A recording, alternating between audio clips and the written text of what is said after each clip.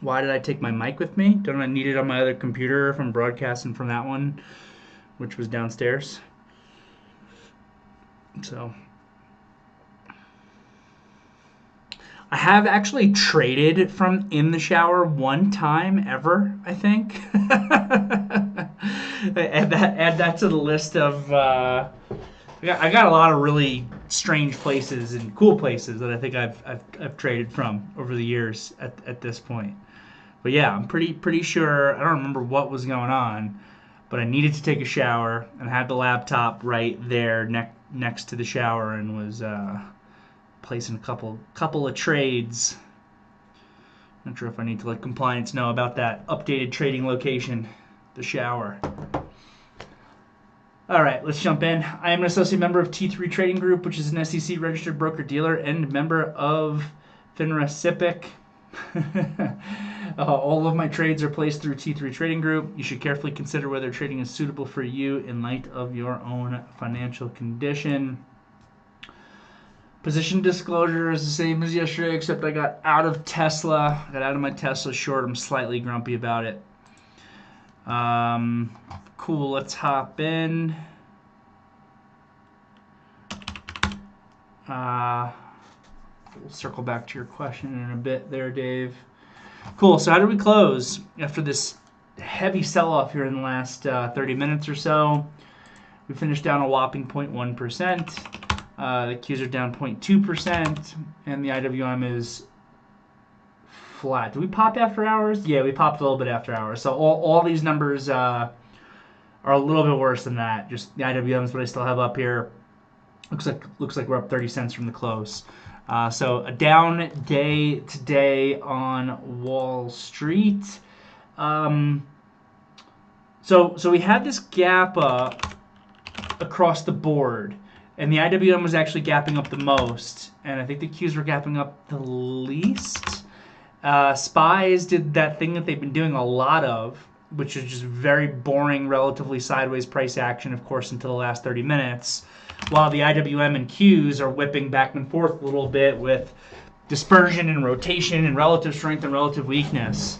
So the IWM gapped up more than the Qs did because Qs were weak pre-market from Apple getting hit on bad news out of China. So you can see here this big downtick at like 830, 840, coinciding with Apple having this big downtick at 840, which brought the Qs down a little bit. So by the time we were opening again, just to repeat myself, that we're gapping up across the board, but the Russell was outperforming. And then that switched pretty hard, pretty fast. Qs with opening strength. Apple did a pretty decent job recovering and getting back above 170, even though it closed below it. The Qs here, just sideways price action in the beginning of the day, which is basically like a bull flag with the flagpole being the gap. ADMA catches up, tries to give continuation. Apple is trading decently. A few other stocks are trading decently, though others weren't. Like NVIDIA at a certain point wasn't looking good in the morning. AMD was not looking good at a certain point in the morning, but they both turned around as well. And then the Q's downticked, and then nothing going on here, and then a heavy sell into the close. IWM notably gapping up the most, but really weak intraday, filling that gap here at about 10:30, trying to pop off that, and then just relative weakness, and at this last half hour, they smoked it down a bit further. So the question that I was asking myself at a certain point today when the selling started to come in is, what's going on with this market? Because this market should be, by this point, set up to be able to give us continuation. Fine. You don't want to blast off on the day after the Fed day because you've got some extension there. I think we had $8 of extension in either the SPYs or the Qs at kind of highs from the ADMA on the daily. That's a decent chunk of extension there. It's almost extreme. Not quite extreme, but almost. So fine, you price correct over the course of a few trading sessions down to just about the ADMA on the daily for the SPYs, Qs, and IWM. That's fully done. We gap up this morning. The bulls really should have taken a stand today and followed through with that gap up. And again, depending on which index you look at, for the most part, they were trying to at least hold it. They weren't giving any upside continuation. They were trying to at least hold it. And then we sold very heavy into the close. So I'm asking myself at this point, like, okay, last couple of days, not that big of a deal if bulls can't continue here because we've got a decent amount of extension. Today they should be able to go, yet the market was heavy throughout the day and then sold heavily into the close. So the first thing I thought to myself was, well, this feels a little bit different. You know, I don't want to jump the gun. Sticking with the thought process of the trend is your friend has been the absolute move, because we have come up with several warning signals here for over a month that maybe could have led to this market to pull back, and guess what? It never materialized. So each time that happened, whether it was like the CPI and PPI gap downs that we had in February, or it was those day to take notice of situations on March 8th and March 14th that seemed like they could lead to more of a deeper correction. We constantly take note of this stuff, but at the same time, every single time, I'm like, okay, just keep in mind that trend is your friend and trends can last for much longer than anyone expects that they will. And honestly, this one has lasted much longer than I expected that it would, but it hasn't hurt me because I'm sticking with the principle that, trends tend to last. So, the first thing I'm thinking when I'm seeing that weakness start to come into the close is like, man, we really should be going by this point. Like, should I once again be having, paying attention to the fact that we can't continue as a potential reason for us to pull back? It feels a little bit different. But then I was reminded from Bill here about the pension rebalance selling that we already knew about. I don't remember what the number was exactly, if anyone knows it, but I think we saw estimates from Goldman at like 35 or 38 billion or something like that into the quarter close of selling. It's a decent amount, and now we're at the point here where we are approaching the end of the month, and it's a shortened holiday week where it seems like it should be affecting the market a little bit more. So maybe that last 30 minutes, it was just, part of the pension rebalance selling starting to come in on the quarter, and I'm overreading anything that where I'm trying to think like, oh, maybe this is different. We can't continue. Maybe I should be, a little bit more aggressive on shorting or something like that. So it's a little bit hard to say at this point. So we'll go back to saying what we always say. The trend is your friend. The trend is still higher. Dips are still buyable in this environment. If you stuck with that yesterday through this morning, maybe not until the last 30 minutes of the day today, it's continued to work. But we need to know our major support levels, and we also do need to keep in mind that at a certain point, selling can lead to more selling, which I've also been talking about for over a month, and it's never materialized. But what I've continued to say is that I think that we're in an environment where small dips are very viable, but should a very large dip come in, that it'll actually will lead to a continuation of selling up until a point. And I guess the question that you want to ask yourself is, or that I want to ask myself, what I'm thinking, like, ooh, is the market different, or is it just as bullish as it ever was? It's just got to get through a significant amount of pension rebalance selling. One thing to keep in mind as I say that is that if the pension rebalance selling can create enough weakness, it can actually create a feedback cycle of selling. So in order to assess that, and in order to not overread the market, which I think I'm doing a little bit of right now, even as I'm talking to you guys, I just want to keep in mind what my key levels are. And I think that for the moment, the first key level for the market, probably the most important key level for the market, is still the starting price at 2 p.m. on Wednesday of last week, which I still got written down here, and you can scroll up in the alert section of the VTF to see it. But for this buy, as an example, it's $515.50. So we're still, $4 away from that, which isn't a massive amount. So you ask yourself, what happens if that pension rebalance selling, call it, 35 to 38 billion, and that is a pretty significant number if you think that it's, $50 billion or so. That's actually what moves the market on a day-to-day basis. When you think about 35 or 38, I forget exactly what the number was, of forced selling from pension rebalancing, it is a significant amount. Is that enough to actually push this market down, and that extra $4 to get to 515.50? And then if you're getting below that and you're holding below that, does that start to then have the inkling of the creation of a feedback cycle of selling that comes into the market? So to be determined. But for the moment, we are still above those levels, and while we're above those levels, you're much better off thinking long than short. So that's kind of where we're at, I think, from the big picture. Definitely disappointing that this market couldn't just pivot and continue and give us that next pivot low as we cut up to the 80 MA. But this is why understanding your market dynamics are so important, and understanding those flows. So many of them are systematic or forced, that it has a huge impact on the market. And like you look at this IWM daily chart today, I don't like how this looks. I didn't like how yesterday's inside day looked, and today we tried to push above that high off the open, totally failed, and ended up pushing below the low all in the same day today into the close. So not loving how that IWM looks, but it's also still above its levels. For the Russell, that starting point is 202. Basically, let's just call it 202, $202. So we're still $3.50 away from that. That's a decent move for the IWM to get back down to 202. So we'll see. The other thing that was just kind of going in my mind is like, this trend is so insane. We all realize that by that point, but again, the trend is your friend.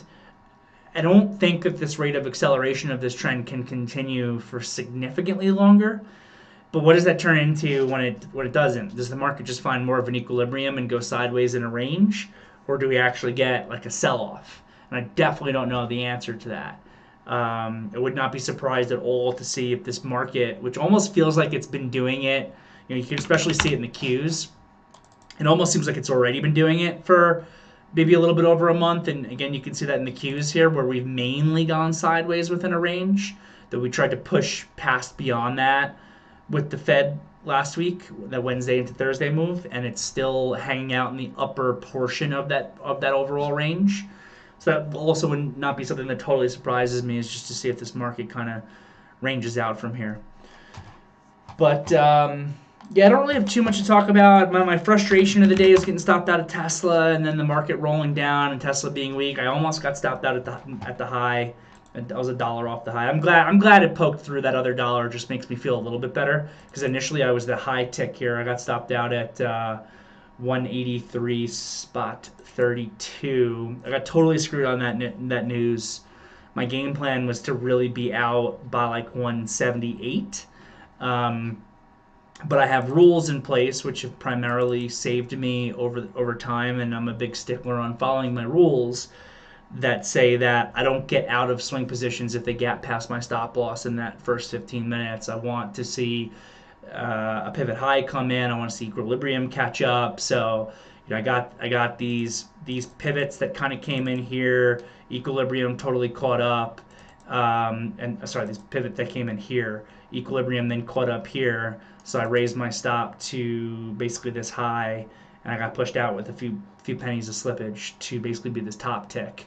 And it rolled all the way down to close below 180, which really makes me still want to be in it, especially with how the market traded. You got this kind of nasty looking topping tail through 180, which just looks like they created a short squeeze off of kind of BS news this morning more than anything. And that's why I called Tesla out as a long this morning in the morning meeting, knowing that I was short, because I'm like, this news is hitting, and this stock above 178 to 180 is just ripe for a squeeze higher. And I could save myself some money potentially by just bailing out the second the stock actually opens, but the truth is I would rather give back more money and follow my rules than save myself some money by not following my rules, because like I always talk about, it's the rules that breed consistency. And I believe that since none of us are perfect traders, and that definitely includes myself, that you are better off following your trading rules that create your edge 100% of the time, always doing it, than saving yourself, even if that works, saving yourself a few bucks on a one-off occasion. But by doing that, you erode your rules and you erode consistency. And I think that that's a very slippery slope to starting to think that you're a better trader than you actually are, and then liquidating positions every time you think you see something wrong with it. So, it's unfortunate. I wanted to kind of get out by like 178 in this thing. I ended up getting out at 183.32, like I just said. So I lost an extra, $5.30 or whatever compared to what I wanted to. So that sucks, but I'm not upset by it because I followed my rules. I'm just annoyed because then they sold it down, closed it below 180. But it was like I was saying at the time when I got stopped out. I got stopped out at this top tick, and then it immediately trades back down. And I get the same feelings that every other trader does. I get stopped out top tick. This thing immediately starts trading down. It drops a couple dollars from there. My sizing on it really wasn't small. You could be doing in your head like if I still had this position on, my P&L would be this much better, blah, blah, blah, blah, blah. I think that we all do that, but you just set yourself up for really bad trading psychology by doing it. So I was just kind of communicating my feelings and thoughts to you guys in real time as I was actually as I was actually trading, where I'm just like, I just got to take this thing off my screen because there's a real chance that I might have like fully top ticked it, and that is brutal. But what I can't, if I watch it, like, you easily could, just off of bad psychology, top tick this as I did, stop yourself out, see that it starts going down, and honestly, all this is doing is price correcting into the 80 EMA, where it then creates a pivot in one of the strongest stocks that's out there. This chart doesn't look bearish at all. I mean, maybe you could say this is a double top if it breaks this low, and the second high was through the first high by a little bit, which is what double tops tend to do. But if you chased back into the short here anywhere, and then just used this as your stop loss, the new high, guess what? You're just amplifying your loss. You're just amplifying your loss. If I reshorted it, I don't know, I'll just make up a price. If I reshorted 182 now versus the 183.32, because I'm like, this is double, I got shaken out, it's going to be a double top, whatever. All that I would have done then is lost an extra $1.30 in the stock. So the best thing that you can do, and I'm glad that I practiced what I preached here, is to just move on entirely, be done with the name entirely, or wait for a completely new trade setup to come in order to consider getting back involved in the name. So that's what happened to me today, and it's frustrating, but it is what it is. Trying to think if I have anything else to talk about. Not really. I didn't. I had to step away for an hour and a half today to drive to the airport, so I didn't want to do too much, new and aggressive trading. And I also didn't have a lot out there that I was in love with this morning. I know we're looking. We had we thought about maybe Ford if they could trade it through 13, but that never even triggered. Now I'm seeing it was a disaster. But Ford just a really boring stock anyway. We talked about maybe a momentum trade in Apple through 170, but this one also, you can see pretty quickly sometimes on these ideas if they're going to be right or wrong, or if they're not there, right? Like we can talk about maybe Ford is a $13 breakout in the morning meeting, and then this opens up below 13 and does this. So what should you be doing as a trader? Absolutely nothing.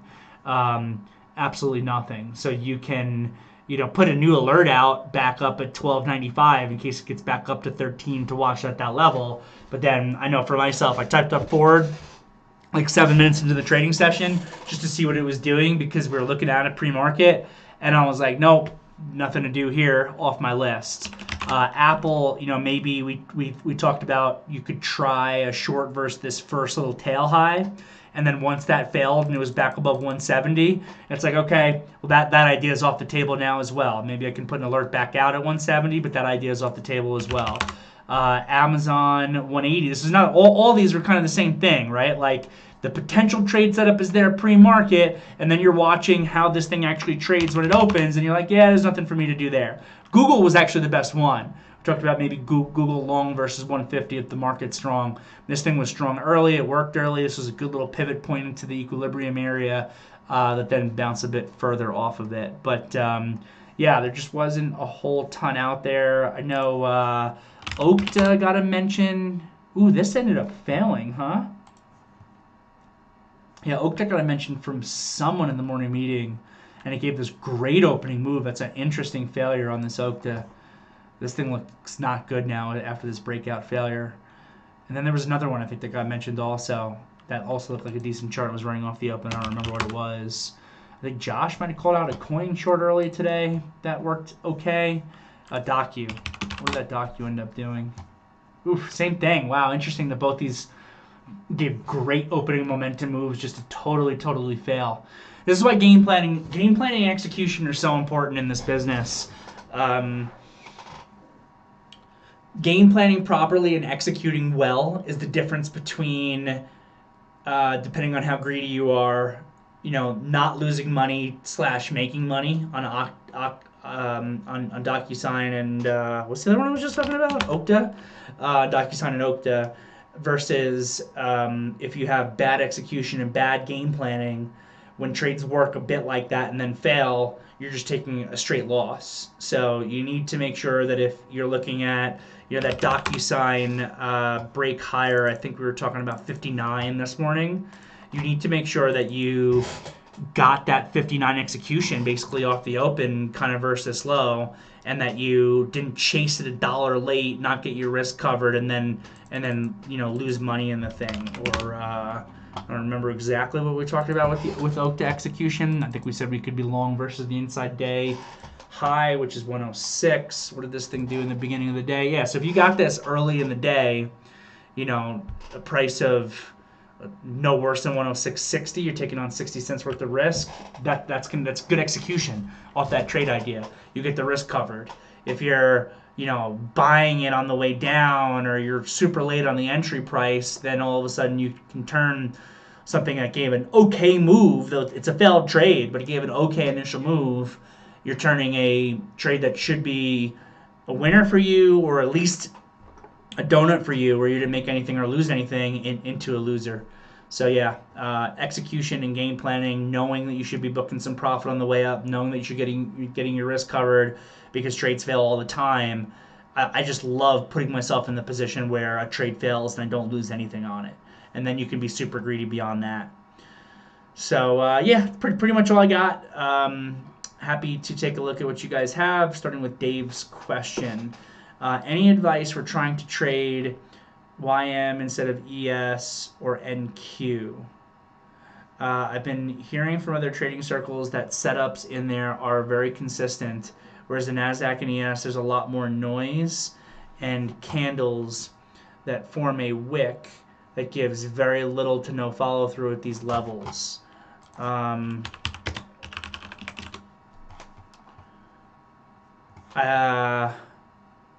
So remind me, the YM, is that the Dow?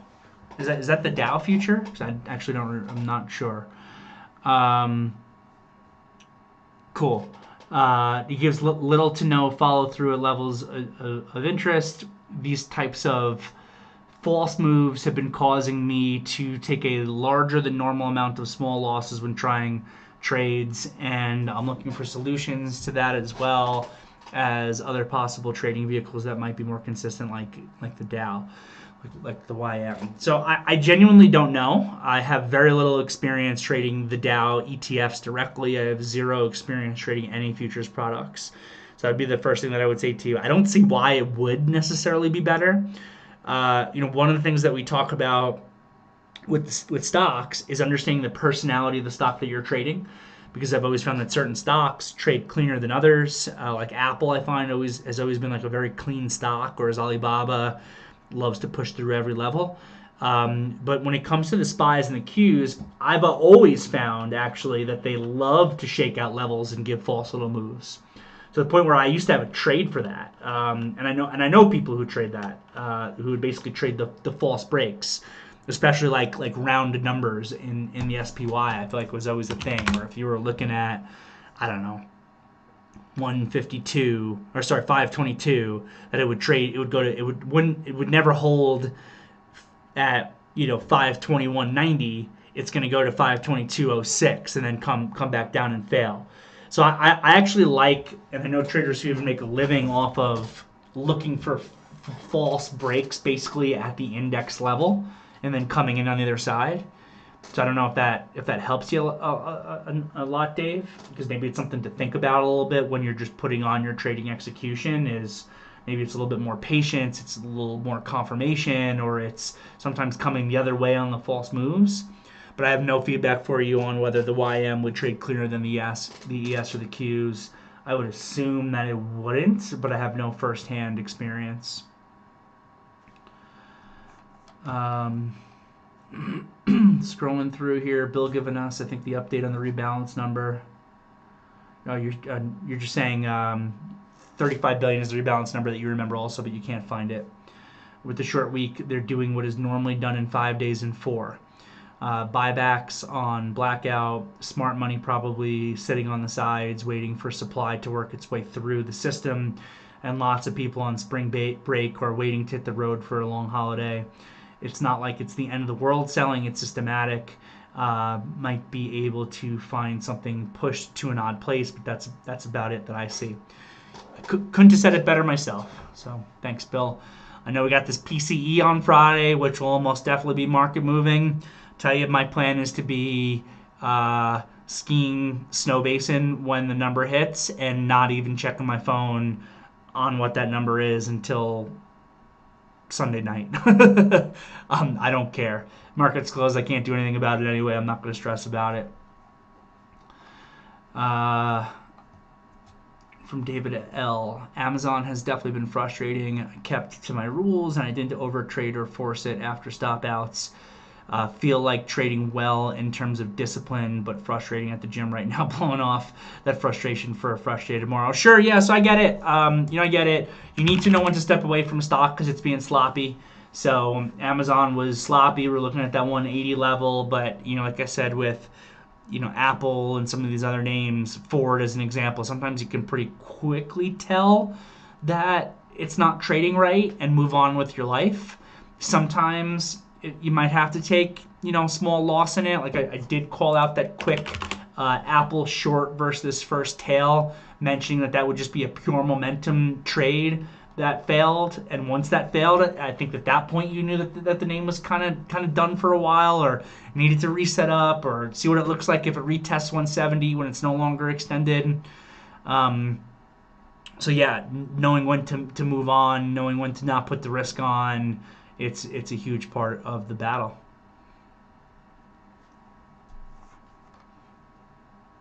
Cool. Failed move leads to a fast move. One more thing for the radar. I haven't heard mentions of it, but Powell is speaking at 11:30 on Friday. Ooh, spooky. Thanks, Bill.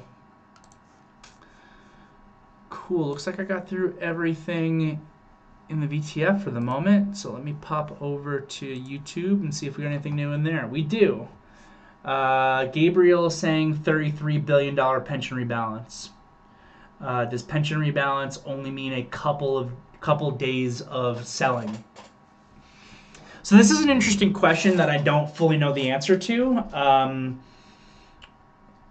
So, like, if we know, for example, that $33 billion of selling needs to come in as the pension rebalance, let's say that is most definitely the number. When does that selling actually come in?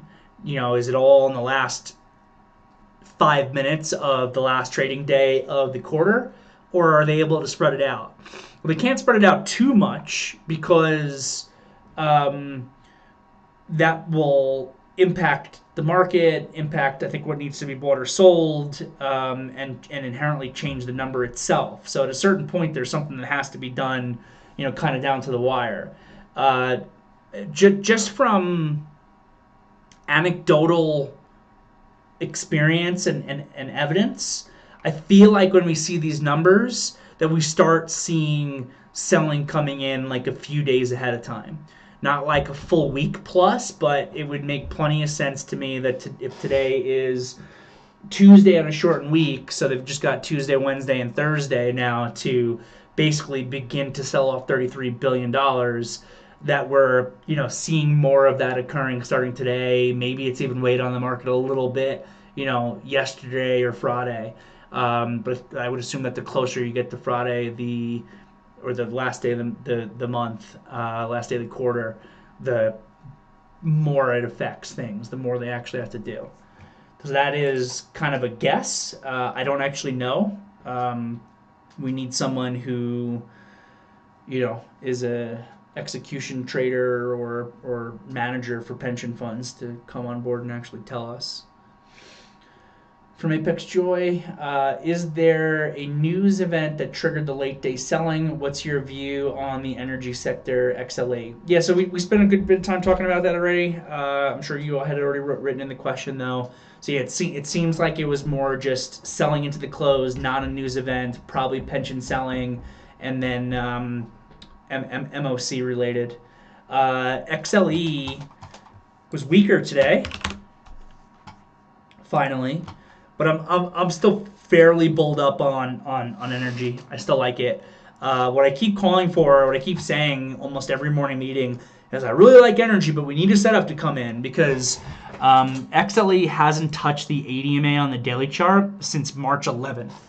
This is not a momentum stock, right? This is not a semiconductor name that can go parabolic for weeks at a time without touching its equilibrium area, without touching these moving averages.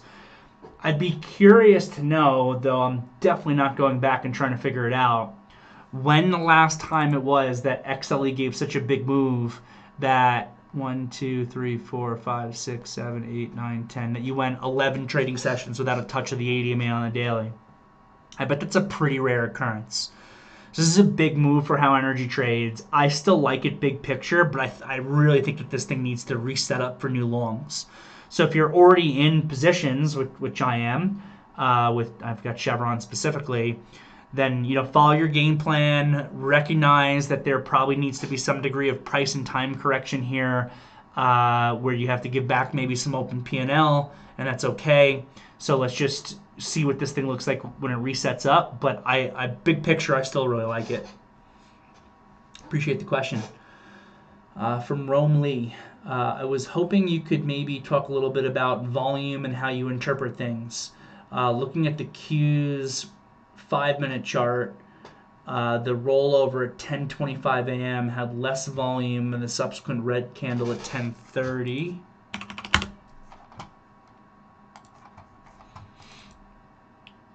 The candle at 10:25 had less volume than the candle at 10:30. That's accurate with the QQQ ETF at least.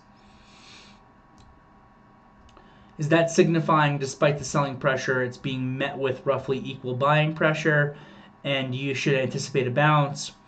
Or should you look at that large red candle at 10:25 a.m. followed by higher volume at 10:30 and anticipate a lower move? Sure. Appreciate the question. So we say volume is confirmation more than anything, right? Just because volume happens to go up at a particular moment or something doesn't necessarily mean anything. And like anything else, it's always going to be context related. What are the circumstances around which the volume is accelerating? So again, volume tends to be confirmation of a bigger move. So you want to see, like with Tesla this morning, if Tesla's trading on heavy, consistent volume than it does in a typical day, that means one thing. That means that the stock is just very in play. That means that there's a lot of potential momentum that's there, and that means that your technical trade setups will have a higher probability of success than they would otherwise. You also want to measure relative volume. When did volume pick up at a certain candle at a certain point, and what is the context around that? So if you've got a couple heavy sell candles here with volume accelerating and it maximizes with a downside tail, this candle here typically would represent expectation that you can get some sort of a bounce. because it's confirming this tail. It's confirming that, yes, this heavy selling was maximizing at the spot where buyers came in and then forced it back up. And those buyers should be able to maintain control for at least some degree of a bounce. But a bounce to where? This is why context is so important. Because, yeah, you have an increase in volume here with this downside tail, but you really don't have any extension. So therefore, context is telling me that this is not a good trade to be involved in. It's notable that the volume picked up a little bit. It's notable that this tail came in, but there's no trade here because it honestly didn't sell enough. If I could have taken this candle here, well, almost more like we had in the close. If I could have taken this candle here, this 1025 candle, and given myself 3 of them with volume just continuing to increase and continuing to increase, and then when this thing is, after 3 of these, very extended, I get this candle that comes in, and it's met by much higher volume. Now the context of the trade makes me like potentially going after that long for the bounce. It gives me a much better risk reward off of it, so I like it a lot more. So volume is confirmation. It will tell you that, take the shape of this candle, the increase in the volume on it means that this candle is more meaningful than if I took this exact same candle but gave it, a quarter or half the volume.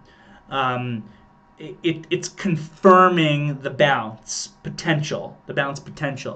But again, the context leads me to believe that there's not much space for a bounce. So guess what? It actually gave a very tiny bounce, almost to this moving averages, and then went sideways a while before eventually kind of just becoming a range trade and breaking up.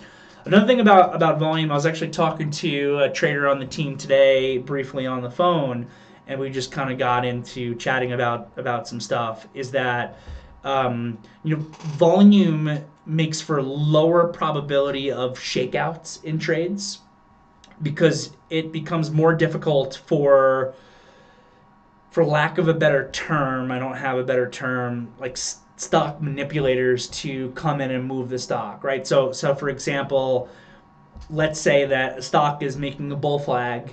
In scenario A, it's doing it on significantly high volume compared to how it typically trades. In scenario B, it's doing it on lower volume than how it typically trades. There might be an actor out there who has a trading approach where they say, okay, I've got a lot of money and this is a bull flag, and I know it stops cluster below a bull flag, so I want to sell enough stock to force the stock to shake out the bull flag, to trigger the stops, so that I can come in on the other side and make money. Well, in a scenario where you've got the very high volume, it's significantly more expensive for that actor to initiate that trade than if there's significantly less volume. It's going to require much less buying power, much less money, and therefore be much less dangerous to move that stock in that situation to create the shakeout. So again, the biggest thing about volume is it's a confirming factor of whatever you're looking at, but context is always really going to be key. So appreciate the question, Rome. I hope that helps. All right, gang. Looks like we got through everything in the VTF. It looks like we got through everything in the YouTube. So appreciate you guys. And if you're in that YouTube, press the thumbs up button for me. Tell all your friends. Have a great night, everybody. See you all tomorrow.